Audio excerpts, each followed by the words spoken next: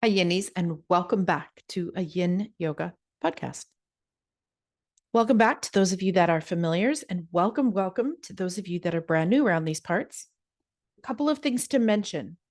So, today we're going to talk about Yin Yoga poses and why they have different names than other styles of yoga. I'm going to get into that in a moment. But before we do, a couple of disclaimers. Disclaimer number one. Some of you may know, if you're a regular listener, that recently I got kittens. And here, for those of you watching on YouTube, is one of them. This is Padme. She really likes to help me podcast. And by help, I mean sometimes lay on my lap, but usually there's plenty of circling around me, wrestling and biting my knees and feet before she lays on the blanket on my lap. And that's the phase we're in right now. So if you are watching this and you see me flinching or moving around, or scooping up kittens.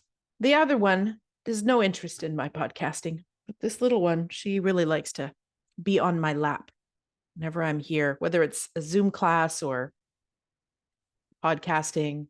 She likes to be included. So she's around. Her name is Padme, which means lotus. And for those of you that are just listening, she's a little black kitten. And she was the runt of the litter. So she's quite fine boned and tiny, and she's cute as AF. And yeah, happy to be interrupted by her.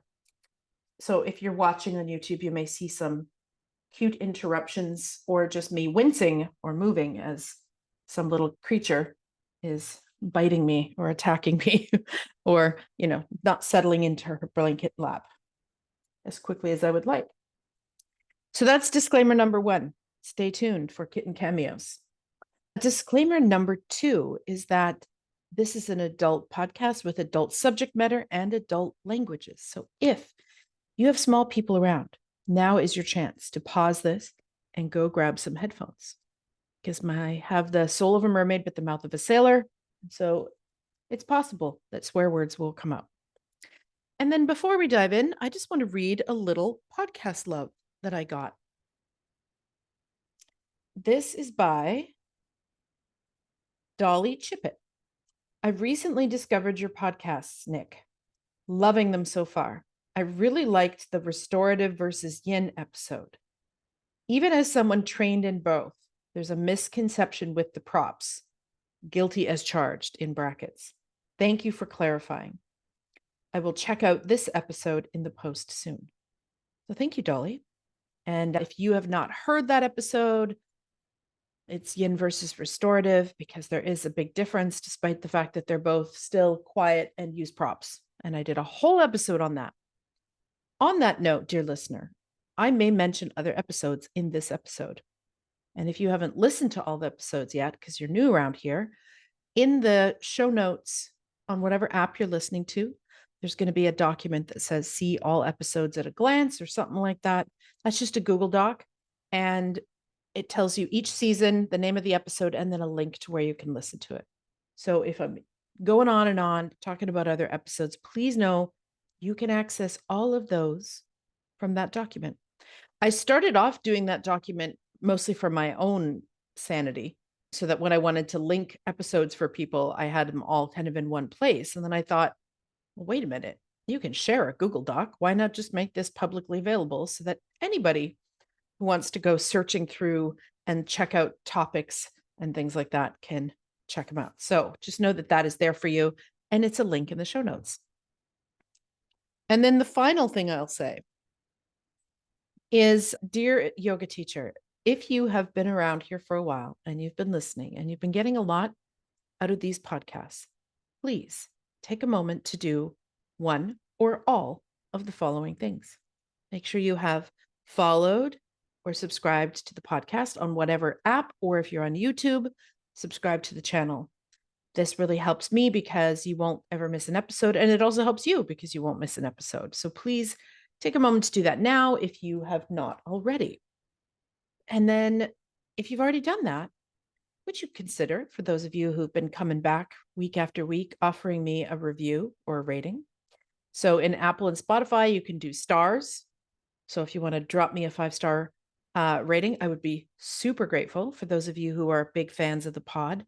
And in Apple, you can also leave reviews that are written, So if you wanted to do that, that would be swell too. Now, I should mention that I don't see all of them in my app. I have to actually go. So for some reason, Apple only shows you, like, I only see ones, I think, from the US and Canada in my app. I don't know why. So I have to click like a separate page to go find the other ones. So if I don't read yours right away, don't worry, I'll find it and I'll get to reading it on the show.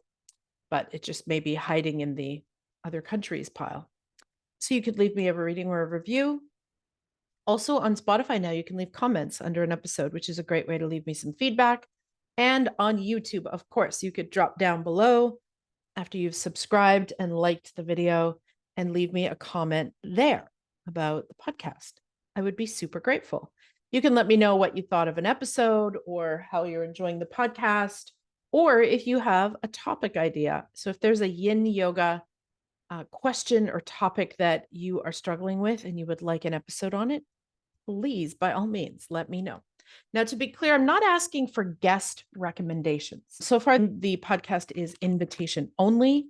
So if there's a topic that I do not feel qualified to speak on, I look for a guest to speak on it. So by all means, if you know somebody who is an expert in their area of what affects a yin practice and you want to let me know, please do.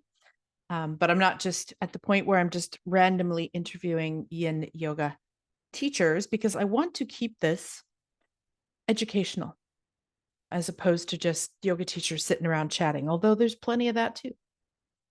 Okay, all of that preamble, let's get into today's topic. So, my friends, I have a question for you. And those of you who are not Shakespeare fans will miss the pun, but that's okay. Would a pose by any other name not feel as sweet? Would a yin yoga pose by any other name not feel as sweet? So for those of you that are missing it, it's a spoof on Romeo and Juliet, or Would a rose by any other name? Anyways, I wanted to talk about this because, first of all, if you've been around yin circles and you're kind of new to yin, you might be like, wait a minute, I learned the name of that pose in hatha yoga as blank, but now y'all are calling it this, huh? So there's that aspect. And then there's the aspect of different yin teachers having slightly different or very different names for poses. So let's get into that, shall we? Why do we have all these poses with different names? So first, I'm just going to share based on what my teacher, Paul Grilley, has told me. And that is that when he started codifying yin, so Paul Grilley didn't create yin, right? Like yin already existed in the world. In fact, he learned what we would call these yin poses, or the way of doing yin yoga in a yin way, from Polly Zink. But what he did do is he codified it and put a structure to it and started teaching it regularly, and then became known as sort of Mr. Yin Yoga. Wrote a book, put out some DVDs, some courses, trained some teachers, small stuff. Anyway, when I was first studying with Paul, one of the things that he mentioned was that in the time of, I would guess you say, probably even late 80s to maybe mid 90s, there was a lot of alignment policing in the Yogaverse. Meaning there was a lot of rules just out there in the Yogaverse, in classes, in trainings, in articles, about the alignment, or the air quotes right way to do a pose versus the wrong way to do a pose. And usually these alignment rules came out under the guise of keeping people, air quotes, safe. Now, many, many years later, there are still many people that are teaching in this way, unfortunately, that there's one, air quotes, safe way to do a pose, or one, air quotes, right way to do a pose. So I did another episode on alignment called You Will Not Be Assimilated. Most people didn't get that joke. It's a Star Trek reference, by the way, for those of you who are not nerds and didn't get it. So you could check that one out for more on sort of skeletal variation and why this idea that there's one size fits all or one way to do a pose just actually isn't accurate or wise or skillful. And so as teachers, we need to be aware of that. And if you haven't studied the work of my teacher, Paul Grilley, he has a fantastic presentation. It is linked in the show notes called Anatomy for Yoga. It's not specific to yin, it's for all yoga. So you don't even have to be a yin teacher to learn from that. But I highly recommend buying it. When I owned it and still own it, it was on DVD. I also have the streaming version, but it is streaming now. So you can go ahead and use that. And you'll get a lot of really like good aha moments on like, whoa, okay, there's this much variation in humans. I had no idea.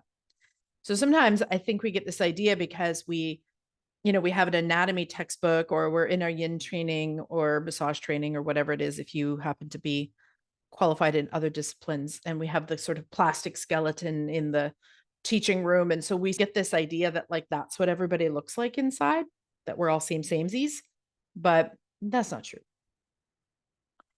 So it's interesting to think that we all can look at each other. We could all be in a room together right now if we were all together in one place. And we could definitely look at each other and see clear differences physically.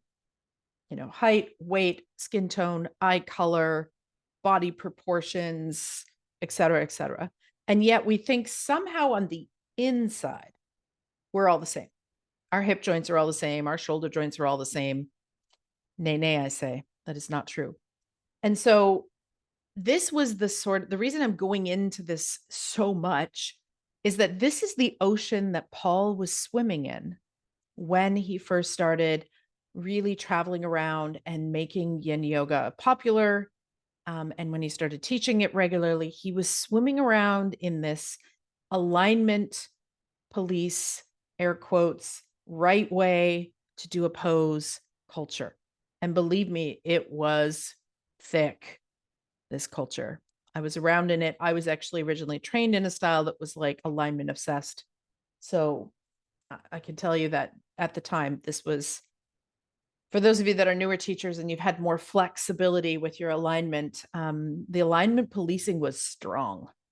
And there was all kinds of messages out there about the right and the wrong ways to do poses. And also, in teacher trainings. And there was almost this feeling like if you let air quote your students go kind of out of the box of like the correct alignment, that you would probably be injuring them, right? That you would be causing them harm. So this is the waters we were swimming in at the time.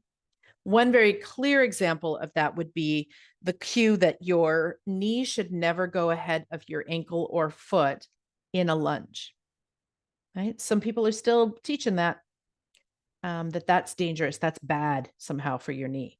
Now, maybe if you have a pretty strong knee injury and maybe shouldn't even be in a general class because you should be in a therapeutic class or rehabbing with a PT, then maybe that might be accurate. Maybe, for your particular knee, that might not be the most stable position. But for people with healthy knees, tell me if you actually believe this. How do you go up the stairs if you don't ever let your knee come ahead of your ankle or your toes? It would be impossible. Our knee joint is made to do that. So this is just one small example of the waters that we were swimming in. And to be clear, not all of the air quotes right ways to do a pose were actually for safety. So, for example, a lot of people still teach that in what in yin we call swan or sleeping swan, pigeon pose for your hips in other styles of yoga. A lot of people are still teaching that your front shin should be parallel to the front of your mat and that your front leg should be at 90 degrees. That's the air quotes right way to do the pose. That's the air quotes goal of the pose. And that actually could be very injurious. So if you're a teacher listening and you have been cueing that, please stop. Not everybody's hip joint will do that. And if your students think they're not doing it right, unless they do that, they will force themselves into a position that is not ideal for their hip joint. And over time, that can actually cause injury. So sometimes these so-called alignment cues were because we were trying to, air quotes, keep people safe. And sometimes they're just some random aesthetic cue that we saw somewhere in some yoga book and then got passed down the teacher line. And so every teacher started saying them. Okay. So why am I giving you all this preamble?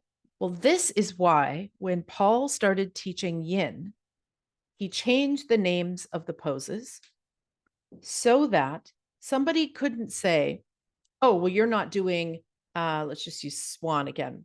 You're not doing swan correctly or pigeon correctly because the front leg should look like this. It should be shin parallel to the front of the mat, front leg at 90 degrees. That's the correct way to do this pose.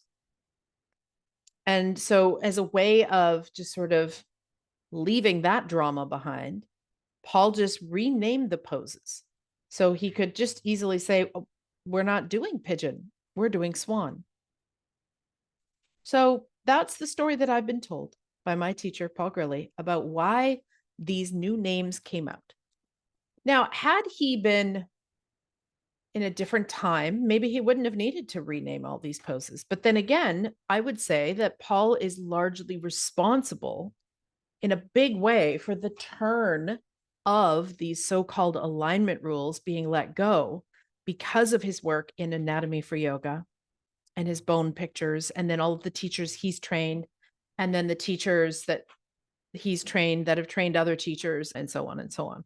That I would say that in the Yogaverse, we really owe a huge debt of gratitude to Paul Grilley, to my teacher, for making skeletal variation and anatomical differences more common knowledge. Because back in the day, even when I was studying yoga, this was not common knowledge. Everybody was assumed to have the same shoulder joints, the same hip joints, etc. And so really you were only modifying if someone had an injury or wasn't flexible enough to get into a pose, then we would air quote modify the pose for them. But now, no, understanding skeletal variation, truth be told, these aren't necessarily modifications at all. It's just each individual's version of doing a pose. So this is why the new names came out. This is why Paul decided to rename poses. Now, also worth pointing out that Paul himself has renamed poses even since he's been teaching until now. And so even within the yin community, you are going to find different names for different poses. So I'll talk more about that in a moment. But I want to say that this isn't unique to the yin community. When I was teaching hatha yoga, which was Iyengar influenced and alignment obsessed, we had names for poses that were slightly different than even in a tradition like the Ashtanga tradition. Kundalini yoga has a pose that we would call downward dog, which I think they call pyramid or something, or triangle maybe. So just to point out that even long before Paul started teaching yin yoga a lot and then getting well known for it and then traveling around and renaming the poses, long before all of that and long before Anatomy for Yoga, that presentation, there were still differences in different styles of yoga, slightly or noticeably about what poses were called, right? So this isn't new. What is new is Paul deciding, actually, I'm going to call this pose this instead. And again, he did that so that people could let go of the stories they had in their head about how these poses should be done. So even within, though, the years that I have been studying with Paul Grilley, names have changed. So for example, if you look at Paul's first Yin DVD, which some of you don't even know that Paul has a Yin DVD, it's on the same site on Pranamaya.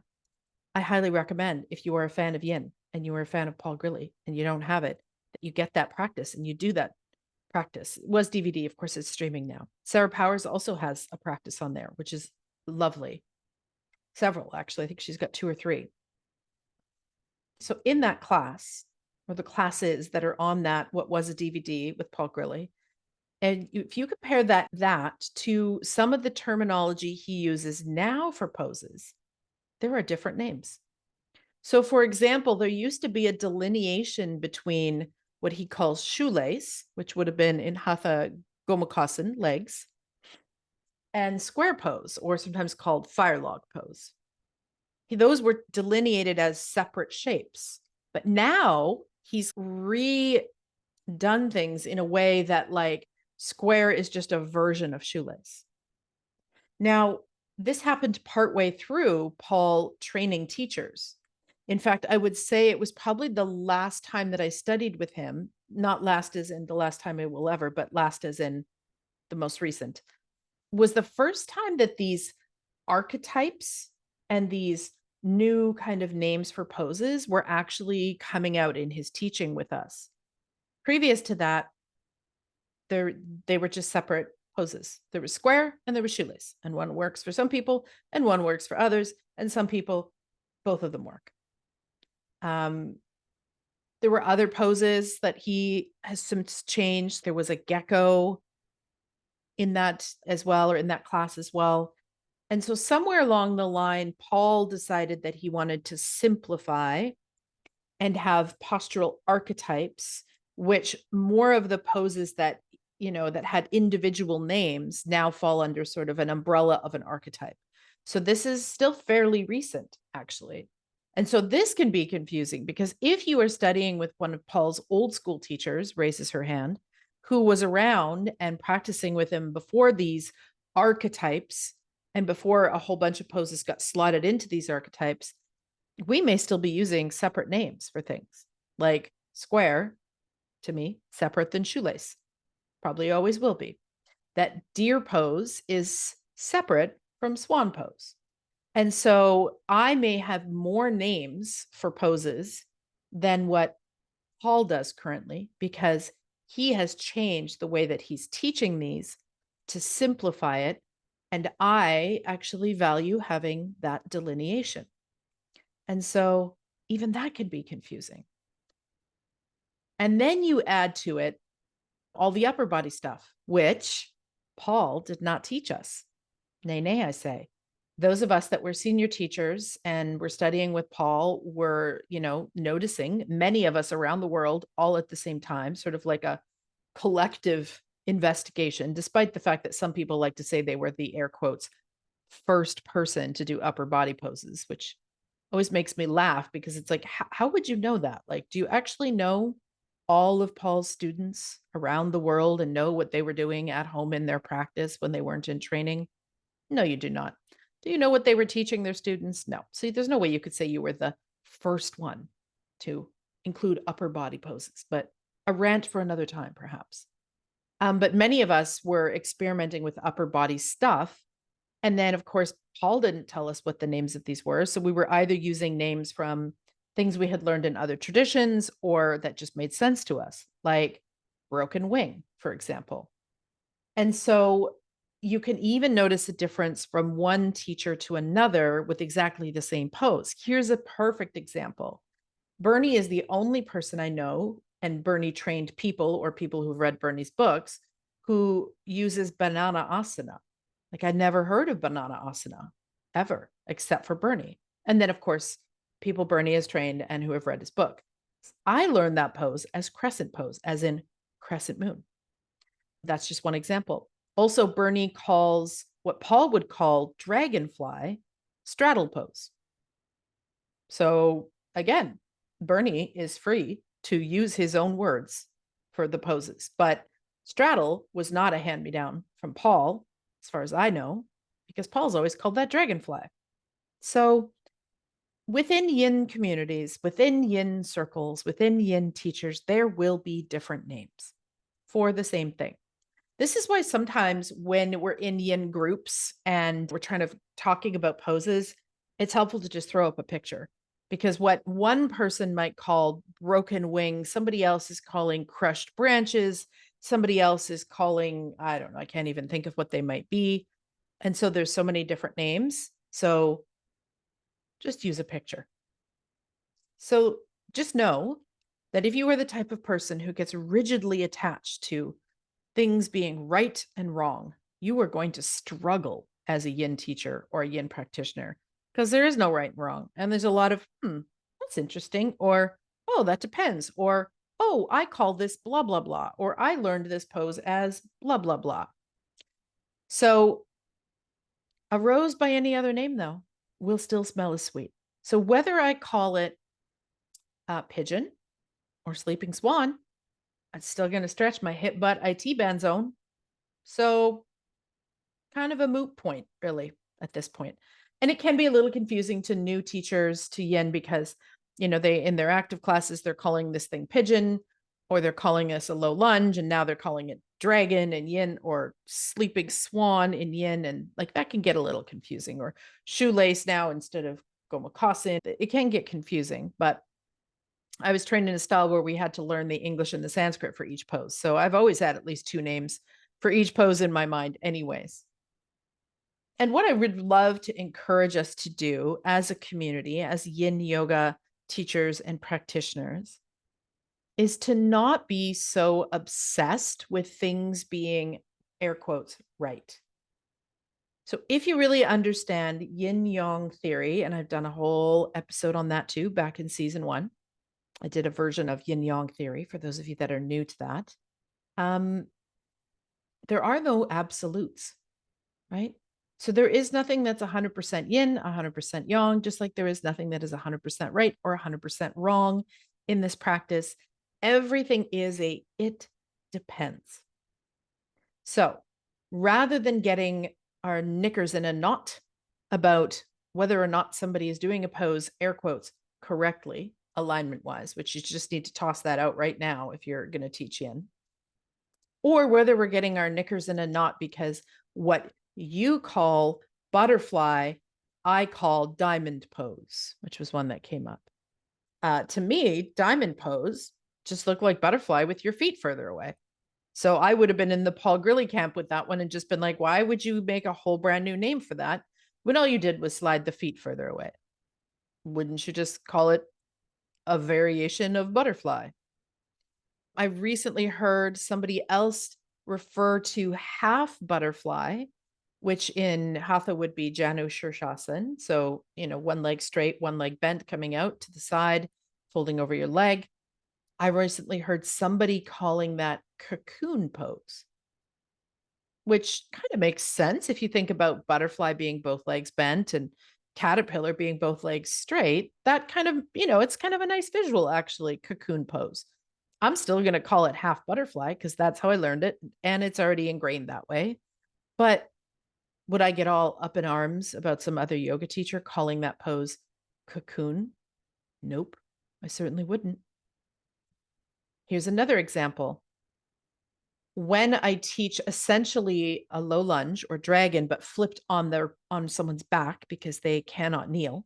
So imagine someone laying on their back with a bolster under their pelvis, and they're hugging their right knee in and extending their left leg out straight. So it's essentially an upside down low lunge or dragon with a bolster or block or blanket underneath the hips to access that same hip flexor stretch a bit more.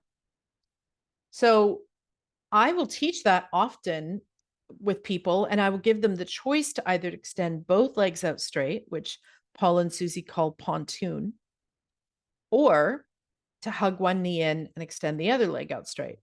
And then that would beg to be like, well, wait a minute, if both legs straight is pontoon, is this half pontoon?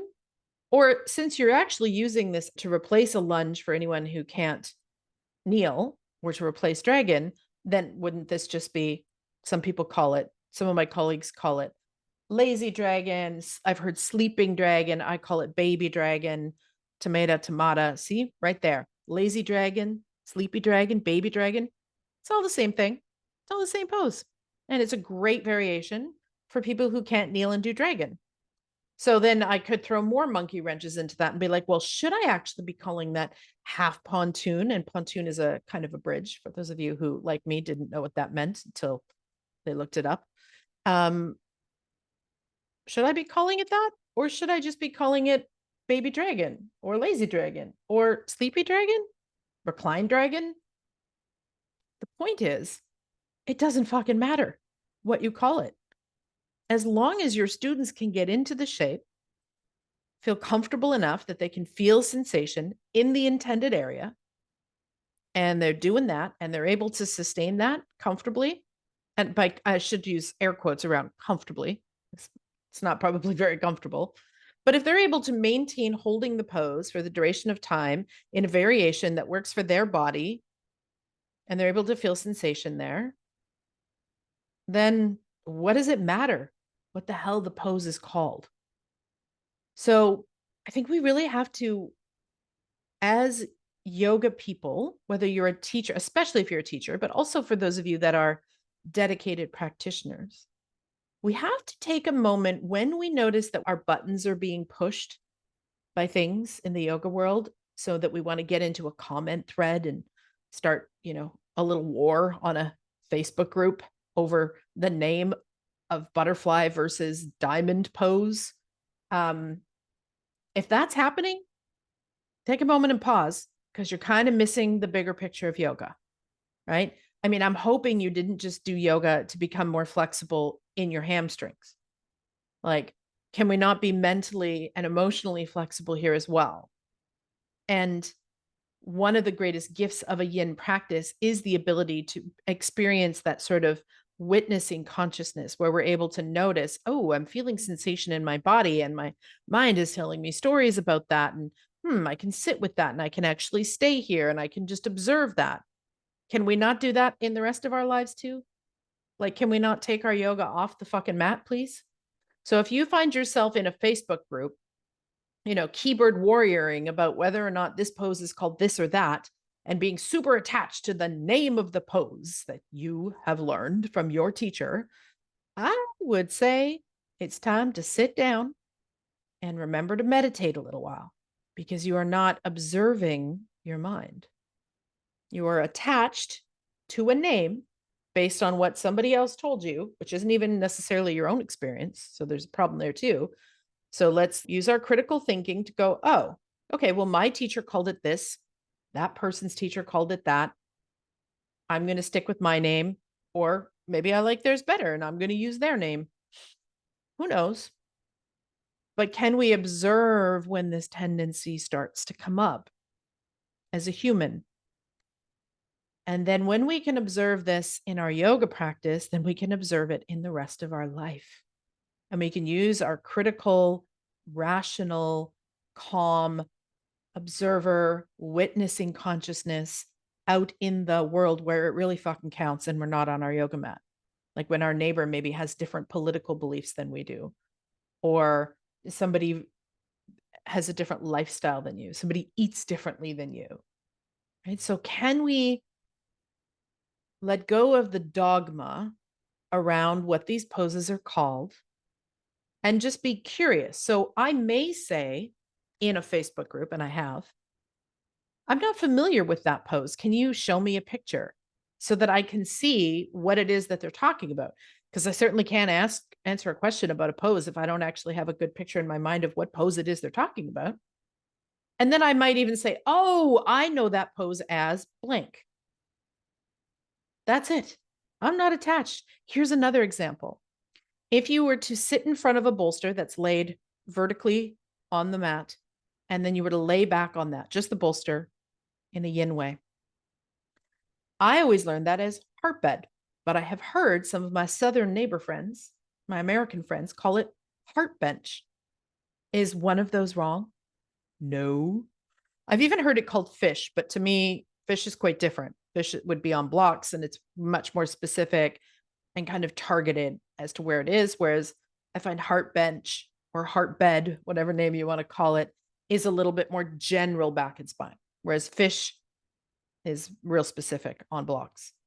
But again, if someone called that supported fish, would I be all up in their business and be like, that is not supported fish? That is heart bench or that is heart bed? No, I would just say, oh, I know that pose as blank. Okay, now that I know what pose you're talking about, now I can answer the question, right? So, dear friends, if you've ever wondered why do yin yoga poses have all these different names? Why are they not the same as I learned in my first teacher training or I see in my yoga books that are hatha based? Now you know the story.